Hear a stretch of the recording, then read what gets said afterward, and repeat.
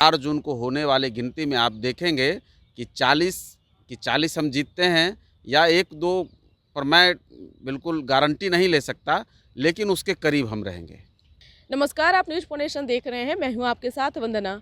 एक तरफ जहां देश में लोकसभा चुनाव चरम पर है, कई अभी फेज में चुनाव होने बाकी हैं। आज बिहार में चौथे चरण का चुनाव समाप्त हुआ, लेकिन जो जाति समीकरण है उसको लेकर के कहा जा रहा है कि महागठबंधन का पलड़ा भारी हो सकता है और एनडीए को जो है कई सीटों पर मुंह की बल खानी होगी। हमारे साथ इस विषय पर बात करने के लिए हैं हम पार्टी के राष्ट्रीय प्रवक्ता श्याम सुंदर शरण। आप लोग तो कह रहे थे कि बिहार में 40 सीट जीत रहे हैं, लेकिन आज का जो वोटिंग हुआ है और जो वोटिंग परसेंटेज आया है सामने, उसको लेकर के तो ऐसा नहीं लग रहा है कि एनडीए का जो 40 का 40 सपना है वो पूरा होगा बिहार में।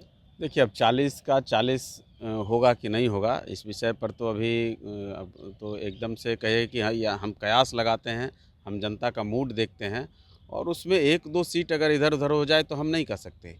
लेकिन आप जिस जातीय आधारित मतदान की बात कर रहे हैं या फिर बिहार का जो माहौल, तो लालू प्रसाद जी की यूएसपी यही रही है। लालू प्रसाद जी ने अपने पूरे जीवन लोगों को आपस में लड़वाने का काम किया। एक तरफ वो हिंदू मुस्लिम पर टिप्पणी करेंगे, दूसरी तरफ फिर वो अगड़ा पिछड़ा करवाएंगे सीटों के हिसाब से। वो वैशाली जाएंगे तो ए टू जेड की बात करेंगे, वो मुंगेर जाएंगे तो अगड़े पिछड़े की बात करेंगे, वो अगर फिर उस इलाके में जाएंगे अररिया पूर्णिया ये सब तरफ चले जाएंगे तो वहाँ फिर हिंदू मुस्लिम की बात करें। वो कई तरह की बात वो करते हैं और उनकी पूरी कोशिश यह रहती है कि समाज को आपस में लड़वा कर कटवा कर खून खच्चर करवा करके बांट करके और अपनी राजनीति को स्थापित किया जाए। लेकिन ये नरेंद्र भाई मोदी जी के नेतृत्व में जो भारत सरकार चल रही है, उसमें सबका साथ, सबका विकास, सबका विश्वास के साथ हम लोग चल रहे हैं और वो पूरी तरह से आपको नज़ारा दिखेगा। 4 जून को होने वाली गिनती में आप देखेंगे कि 40 हम जीतते हैं या 1-2 पर मैं बिल्कुल गारंटी नहीं ले सकता, लेकिन उसके करीब हम रहेंगे। सवाल यह है कि केंद्रीय स्तर के जो नेता थे उन्होंने पूरी ताकत बिहार में झोंक दी। प्रधानमंत्री नरेंद्र मोदी का 10 कार्यक्रम रखा गया बिहार में। अमित शाह आए, जेपी नड्डा आए, राजनाथ सिंह आए, यूपी से योगी आदित्यनाथ तक को बुला लिया गया। क्या ये सब विफल रहे? कहाँ से विफलता की बात आई?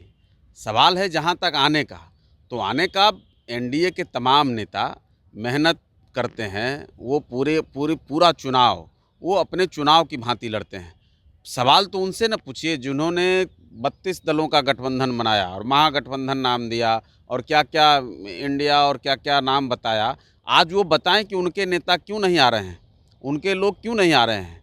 तेजस्वी यादव को उधार के एक कह लीजिए कि मार्केट से आउट हो चुके नेता को लाना पड़ा और आज वही उनके साथ घूम रहे हैं। राहुल गांधी आ रहे हैं तो केवल कांग्रेस के प्रत्याशी के साथ खड़े हो रहे हैं। राष्ट्रीय जनता दल को तो इस पर विचार करना चाहिए। और इंडिया गठबंधन जिसकी बात वो करते हैं, हम तो उसको घमंडिया गठबंधन कहते हैं। और ये घमंडिया गठबंधन क्यों कहते हैं, इसका नज़ारा है कि एक दूसरे के साथ खड़े नहीं हो पा रहे हैं। आप तो मैं यहाँ तक कह रहा हूँ कि आप लालू प्रसाद जी को देख लीजिए ना, बेटी के नॉमिनेशन में जाते हैं और दूसरे किसी प्रत्याशी के नॉमिनेशन में गए हैं। दोनों बेटियों के नॉमिनेशन में जाने के लिए उनकी बीमारी ठीक हो जाती है, वो वहाँ पर पहुँच जाते हैं। लेकिन बाकी जो उनके नेता चुनाव लड़ रहे हैं उनके नॉमिनेशन तक में नहीं जा रहे हैं। तो आपस की बात को बताएं कि क्यों नहीं आ रहे हैं। तो आप लोगों को एहसास हो रहा है ना कि बिहार में तेजस्वी यादव आप लोग पर अकेले भारी पड़ रहे हैं। लालू प्रसाद यादव की चाल जो है बिहार में सफल रही। देखिए, वो जो आप लोगों को लग रहा है उनके लोग जब सड़क पे जितना हंगामा करेंगे हम लोगों का वोट उतना ही बढ़ेगा और बढ़ रहा है। उनके लोग हुआ ज़्यादा करते हैं और जितना वोटर है वो सब सड़क पे आ जाते हैं, वही सब मैदान में भी रहते हैं। यहाँ वहाँ भी संसाधन भी है, रोड कह लीजिए कि मंत्रालय के साथ उन्होंने तो पूरा बिहार को लुटवाने का काम किया। तो जितने लुटेरे हैं वो स्कॉर्पियो और फॉर्च्यूनर लेके पूरे बिहार का दौरा का आप कभी फुटेज उठा लीजिए तो आपको 1000-2000 चेहरे ऐसे मिलेंगे जो कमोबेश हर रैली हर जगह पे उपलब्ध रहेंगे। तो संसाधन का इस्तेमाल और हुआ कराना वो करें, लेकिन जो हम लोगों का वोटर है वो गांव में बैठा हुआ है, वो आराम से जाकर के वोटिंग के दिन जाकर वोट करता है और कोई हल्ला हंगामा नहीं है। वो सारा वोट जब 4 जून को गिनती होगी तो निकलेगा तो ये लोग फिर ईवीएम का रोना रोएंगे, कहेंगे ईवीएम हैक कर गया। हैक हो रहा है यहाँ कौन, उसको पता ही नहीं है। लेकिन सवाल यह है कि क्या लग रहा है कि बिहार में जो लालू प्रसाद यादव ने मुस्लिम आरक्षण की बात उठाई, धर्म की बात उन्होंने जब मुद्दे को उठाए, तो क्या ये सब भी आप लोगों के लिए जो है नुकसान? इस पर तो मुझे लगता है कि लालू प्रसाद जी ने माफ़ी मांगी भी है। उनको और ज़ोर से माफ़ी मांगना चाहिए, क्योंकि उनको एहसास हो गया कि इस बार जो हमने गेंद फेंका है उस पर सीधा छक्का लगेगा, और वो डेड बॉल उसको गिनती कराने के अंपायर से मिन्नत कर रहे हैं कि इसको छोड़ दीजिए। सवाल है कि उनको या तो जानकारी नहीं, एक तरफ तो संविधान को वो बचाने की बात कर रहे हैं, और आपने एक दिन देखा होगा सारण में कैसे संविधान की किताब रखी थी, वहाँ पे उनका पैर जमा हुआ था। तो खैर उसको छोड़ दीजिए, हम उस पर नहीं जाते हैं।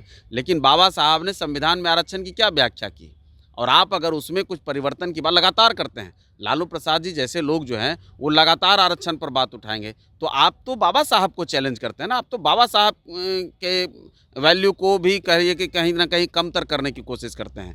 और दूसरी तरफ मैं उसका दूसरा पक्ष भी बताता हूँ कि बिहार में तो ऑलरेडी है। आपको क्या लगता है ईडब्ल्यूएस में मुस्लिमों का आरक्षण नहीं है क्या? आपको क्या लगता है कि अति पिछड़ा, आप पंचायत चुनाव से लेकर हर जगह देख लीजिए तो अति पिछड़े कोटे से मुस्लिम भाइयों को आरक्षण नहीं मिल रहा है क्या?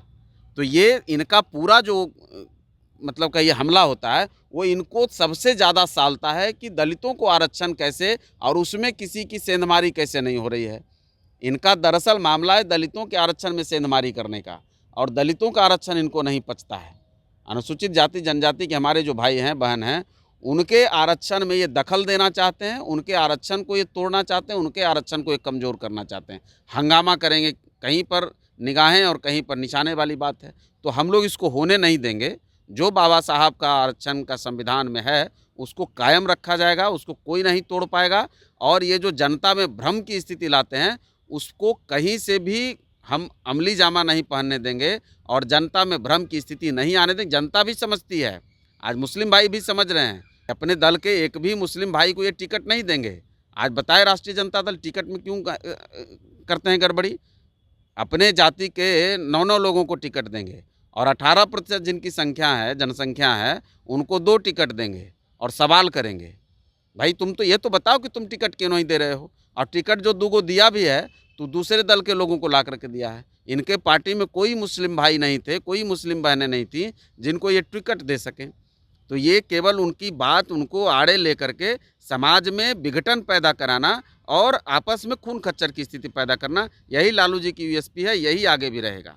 बहुत बहुत शुक्रिया बात करने के लिए। तो आपने सुना कि क्या कुछ कहना था हम पार्टी के राष्ट्रीय प्रवक्ता श्याम सुंदर शरण का। आप क्या सोचते हैं, अपना ओपिनियन जरूर कमेंट बॉक्स में दीजिएगा। धन्यवाद।